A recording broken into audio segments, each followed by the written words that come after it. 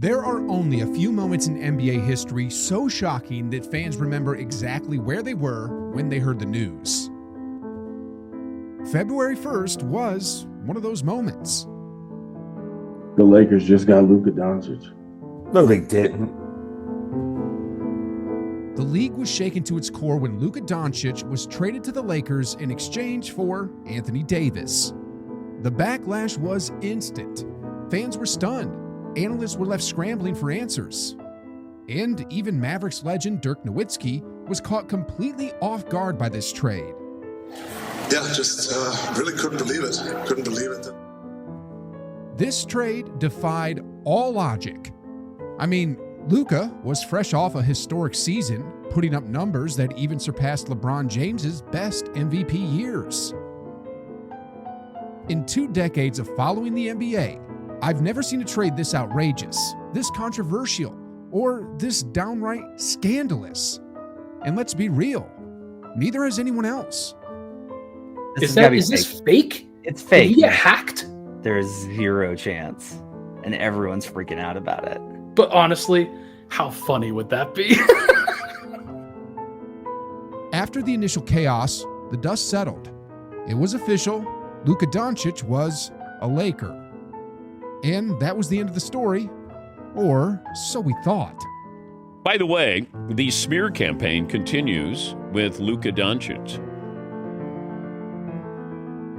For some reason, even after the trade, the Dallas Mavericks refused to just move on and focus on their future. Instead, they launched a smear campaign against Luka, calling him out of shape, questioning his work ethic, and attacking his character. They talked about he was in love with the hookah, calling him Hookah Doncic, and they were predicting his basketball demise. Why are the Mavericks turning on their former superstar? Why are the Mavericks making an already disastrous situation even worse? And could this feud get even uglier? Well, in today's video, we're breaking down the full aftermath of the Luka Doncic trade scandal and how it just took a dark turn.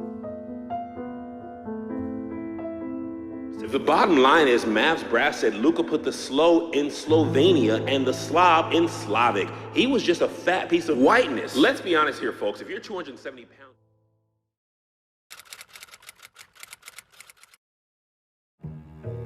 You want to hear something hilarious? Ben Simmons is the poster boy for turning DNPs into a lifestyle. Zion Williamson is the definition of an unstoppable force until it's dinner time. And Paul George is the podcaster who convinced the 76ers to pay him $200 million for guest appearances on the court. Paul George is an embarrassment to the sport of basketball, and I genuinely mean that. There are plenty of players NBA teams could have publicly humiliated for their attitude, their effort, or their impact on winning. And honestly, fans wouldn't have even cared, because in most cases, they'd be right. But instead, the player they chose to drag through the mud, the one they called fat, the one they accused of bad work ethic, was the same guy who just averaged 34, 9, and 9, led his team to the NBA Finals, and gave everything to that franchise. Clock at 4. Doncic. The step back 3. You bet! A stat line like that isn't just elite, it's historic. It's the NBA version of Connor McDavid torching defenses, Patrick Mahomes carving up the secondary, or Shohei Ohtani dominating as both an ace pitcher and a power hitter. Yet, instead of celebrating Luka's greatness, the Mavericks sent him packing, then dragged his name through the mud. I mean, the new Mavericks owner, Patrick Dumont, publicly questioned Luka's work ethic, basically saying he doesn't work hard enough to deserve a spot on the team. But what I had a hard time with was him trying to kick Luka on the way out, disrespecting him every step of the way. But the smear campaign wasn't over yet. In a recent article from The Athletic, sources within the Mavericks organization, likely Patrick Dumont and Nico Harrison, allegedly called Luka lazy, ripped into his weight issues, and even took shots at his social habits, like beer and hookah. And if that wasn't enough, they flat out predicted his downfall within the next 5 years. Word for word. They came out and they just, basically just said, hey, look, this guy here is an alcoholic. Instead of showing gratitude for making the Mavericks relevant over the past half-decade, logging more minutes than anyone in the league last season, and leading them to the 2024 NBA Finals, they dropped this hit piece? This isn't just low, it's a full-on disgrace. And people across the league, including NBA media, are calling them out for it. Rachel Nichols recently took to X and summed it up perfectly. I don't get why the Mavs are sharing this stuff. All this talk is going to make Dallas look even worse. Say less. And when Markieff Morris was asked about Luka's conditioning, he had this to say. I hear stuff about him not being in shape, but if you could go in an NBA game and get 30, 15, and 10 like it's nothing, then I don't really know what shape is. I don't.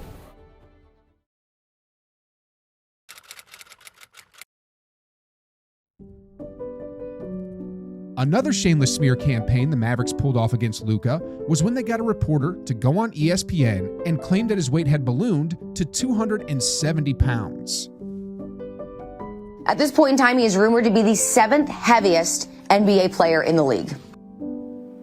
As a diehard NBA fan who tracks every random stat imaginable, the moment I heard 270 pounds, I thought, wait, seriously?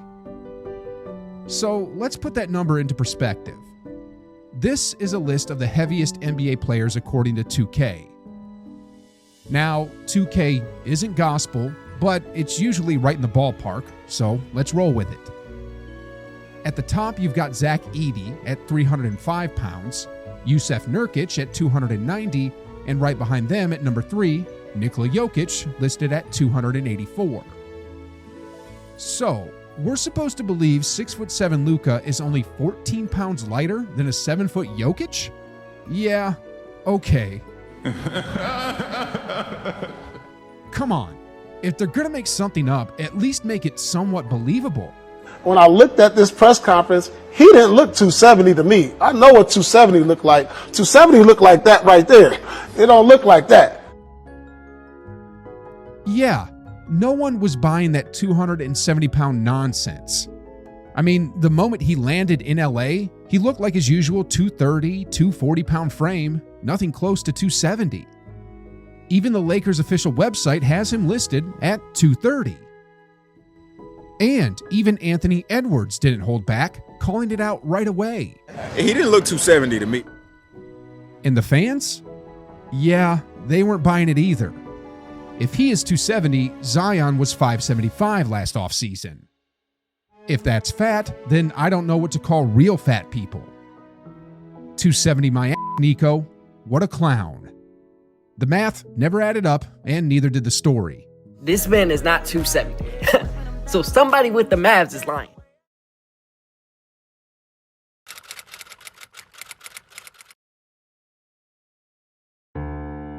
Have you ever seen a photo where someone was edited out and thought, wow, that's pretty cringe? Well, that's exactly what the Mavericks just did. There is highlights from when Luka Doncic was still on the team. And you guys won't believe this. They censored him.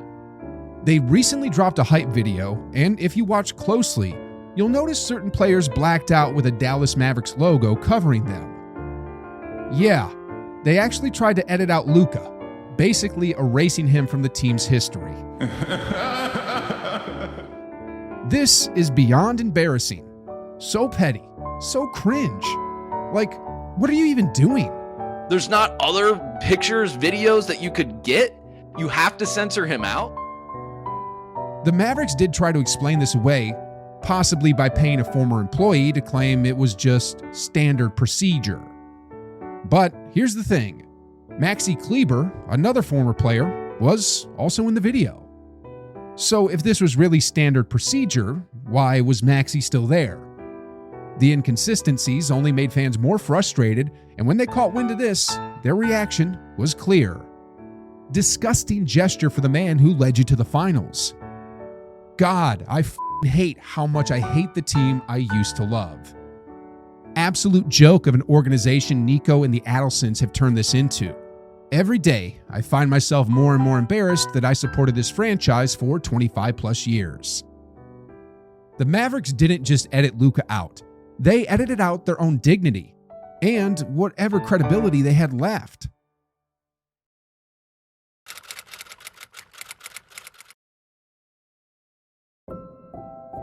Here's what I don't get about this whole scandal. If the Mavericks were truly concerned about Luka's weight, his so-called laziness, or his work ethic, why didn't they just sit down and have an honest heart-to-heart conversation with him? Nico didn't have to do it. Patrick Dumont didn't have to do it. But did they forget they still have Mavericks legend Dirk Nowitzki on staff as a part-time advisor? They easily could have had Dirk sit down with Luka, lay it all out, and tell him straight up, look, a max contract isn't coming unless you make some changes. This could have been handled quietly, professionally, in the offseason, but they didn't. Instead, Luka was completely blindsided. And even after trading him, why are they still going out of their way to slander his name? The NBA claims to care about its players, its communities, its values. So why is a team actively smearing a superstar who has done nothing but give his all to an organization? A player who almost carried them to a championship? What kind of message does that send? That it's okay to assassinate a man's character just because he's no longer on your team? That once you're gone, your reputation is fair game?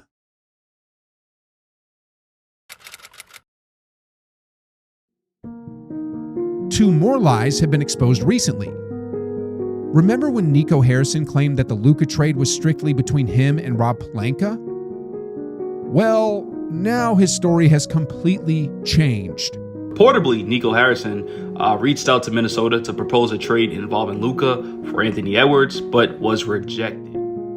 So, was this just another flat-out lie from Nico and the Mavericks organization?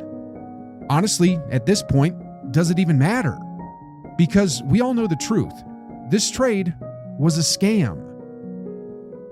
Next off, while not exactly a lie, you remember when I said they predicted Luka's demise within 5 years because of health concerns? Now, don't get me wrong. I have nothing against Anthony Davis. He's a great player and a stand-up guy. But let's be real. He's 31 years old, was injured right before the trade, got injured again right after the trade, has a history of injuries, and fans literally call him made of glass. You don't trade a 25-year-old MVP candidate in his prime for a 32-year-old made of glass? So tell me, where exactly do the Mavericks think Davis will be in 5 years?